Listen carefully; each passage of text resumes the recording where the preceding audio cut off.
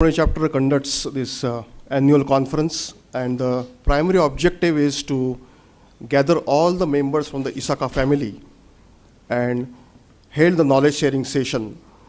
This year we have made a slight change that this conference will be two-track conference on the second day, and the audience will have opportunity to listen to different speakers, or I will say the subject matter expertise on the different topics. So now to begin with, I would like to request ISACA Pune President Sandeep Kodbole to take over this session. Thank you. Thank you everybody for turning in such large numbers here today. It's indeed a great privilege to be amongst all of you, and it's indeed a greater privilege to have honored people, people who matter, people who lead the country, people who provide thought leadership, literally, because thought leadership has become a word that has as much value as a pre-2005 currency note. But today we have somebody in the form of Dr. Vijay Kelkar, who truly is a thought leader. So on behalf of ISACA Pune chapter and the ISACA India Task Force, a warm welcome to the delegates and guests assembled here for ITS 2014. Enabling the digital world. We are elated that Dr. Vijay Kelkar, a person with exceptional abilities and eminence, has graced the event. Shri Gopal Krishna, Executive Director of the Reserve Bank of India, would shortly join the conference virtually from New Delhi. We thank Dr. Kelkar and Shri Gopal Krishna for adding to the stature of our event.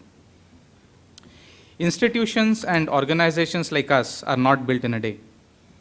It's all the more true for voluntary organizations where people work with a sense of selfless devotion towards the profession. Members and leaders who participated and steered the chapter since its inception in 1999 have paved the way to where we stand today. The Pune chapter is one of the star performers amongst chapters in the region and also around the world. Through participation, commitment, and contribution, our members have strengthened the chapter and have contributed to the profession. The chapter is fortunate to be based in the city of Pune. The IT industry and the industries that utilize IT are based in the city. Many defense and government establishments are located here.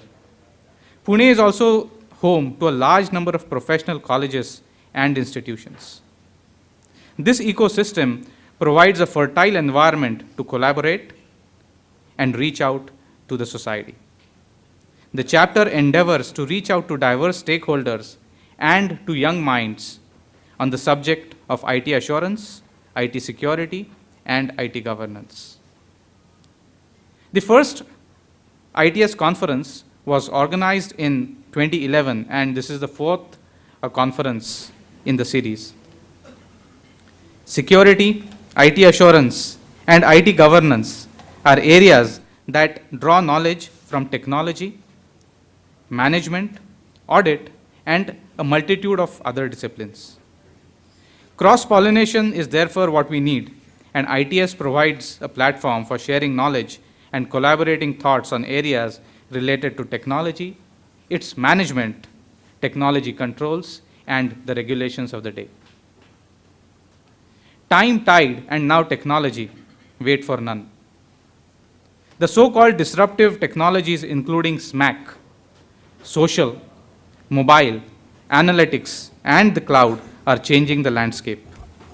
The application of these technologies hold great promise for the world, and particularly developing countries like India that have lived the last 200 years with an inherent disadvantage. Today, of the total internet traffic, 15% of the traffic is generated from mobile devices. Social media has transgressed mere fun and games and is today seen as a tool for empowerment. Analytics is turning a new leaf in different areas from healthcare, commerce, weather forecasting, and many more. The cloud paradigm is bringing computing power and facilities at the doorstep of those who do not find it convenient to invest in technology. technology is powering wearable devices, drivable devices, scannable devices of the day. Newer technologies related to identity management, federation, data management, digital rights management, encryption are coming to the fore for providing security. Along with technology development, the world is witnessing data explosion. Ability to capture, archive, crunch data is turning big data into bigger opportunities. It is believed that about 80% of digital content that exists has come into being only during the last few years. With a huge amount of data being generated, concerns around data management, data privacy, legal and regulatory compliance, cross-border data flows are increasingly being noted. The regulatory and legal systems, therefore, are demanding more from the service providers who are turning to technology and technology governance for its answers. All these areas and changes open up new areas for the security and assurance professionals. Evolving technology coupled with shrinking technology life cycles are a challenge to IT security and assurance professionals. The velocity and volume of change makes post-facto contribution look less interesting in the eyes of the stakeholders. These interesting yet testing times demand that professionals keep pace with the developments and technology innovations to maintain their continued relevance. Focused learning and at an industry space require able partners. The research, standards, certification, frameworks, and knowledge base developed by ISACA makes ISACA an able and worthy partner to fellow professionals in this journey. The National Cyber Security Policy announced by the government in 2013 has recognized the need for secure infrastructure. As per the policy, India needs 5 lakh cyber security experts. The proliferation of IT in the social, commercial, and business sectors has therefore created a demand for assurance, security, and governance professionals across the spectrum. Professional institutions and educational institutions, therefore, have a major task on hand. Unfortunately, it's extremely rare to find IT courses that equip students in these areas. ISACA is open to collaborating with educational institutions through its academic advocate program, student membership program, ISACA student group initiatives, ISACA model curriculum, and much more. The chapter is more than willing to perform these activities in the spirit of professional development and volunteering. For ISACA, India is a very important country.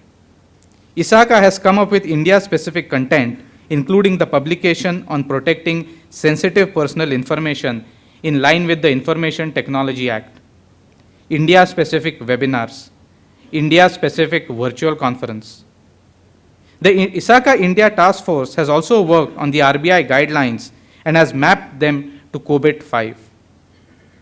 ISACA in India has come a long way, and we need to travel even further. A lot has been achieved, we need to go further. No matter how high technology reaches, the importance of gray cells and gray matter would always be of prime importance.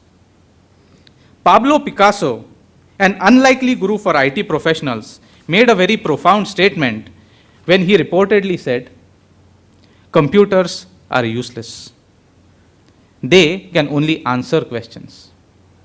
The IT assurance, security, and governance community have an important task to visualize, discuss, and ask the right questions. This is something that only expert minds can achieve." Bruce Schneier, the renowned security guru, hit the nail on its head when he said, and I quote, "If you think technology can solve your security problems, then you don't understand the problems and you don't understand the technology." There's a lot more to developing and implementing technology than technology itself. And it is here that experts like you add value.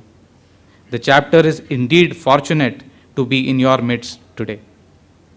The ISACA chapter thanks the speakers, delegates, sponsors, and all the people who have assembled here and made this event so special. Over the next 2 days, we have a fantastic array of speakers. For the first time at ITS, we have a twin-track conference. We urge you to enjoy the conference and make it a memorable experience. Thank you so much.